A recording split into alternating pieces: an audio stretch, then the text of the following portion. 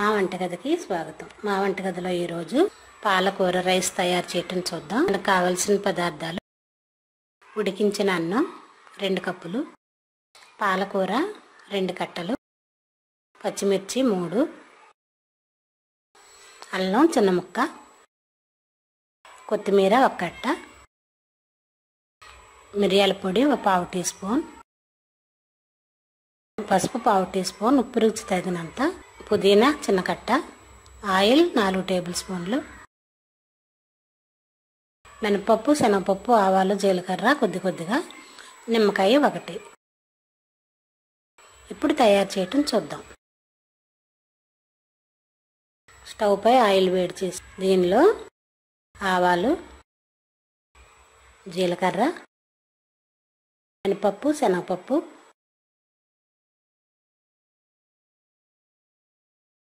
అల్లం, పచ్చిమిర్చి ముక్కలు కూడా వేసి వేయించుకుందాం.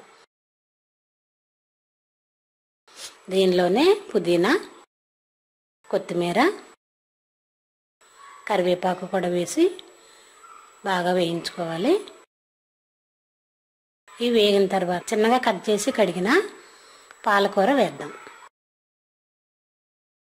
ఇది 2 కట్టల పాలకూర. ఇది ఉడికేటప్పటికి కొద్దిగా అవుతుంది.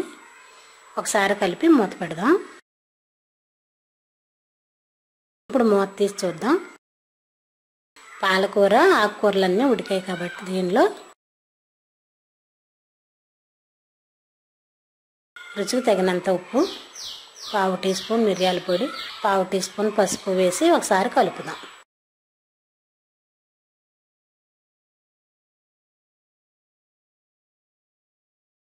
ఇది బాగా కలిసిన తర్వాత ఉడికించి ఉంచిన 2 కప్పుల రైస్ దీనిలో వేసి బాగా కలుపుదాం.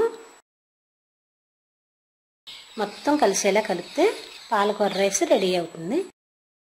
ఇది బాగా కలిపి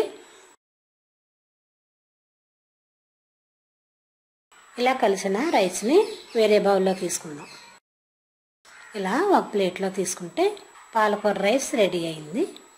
మా వంటగదిలో పాలకూర ఫ్రైడ్ రైస్ రెడీ. మరిన్ని వంటల కోసం మా వంటగది సబ్స్క్రైబ్ కాగలరు. ధన్యవాదములు.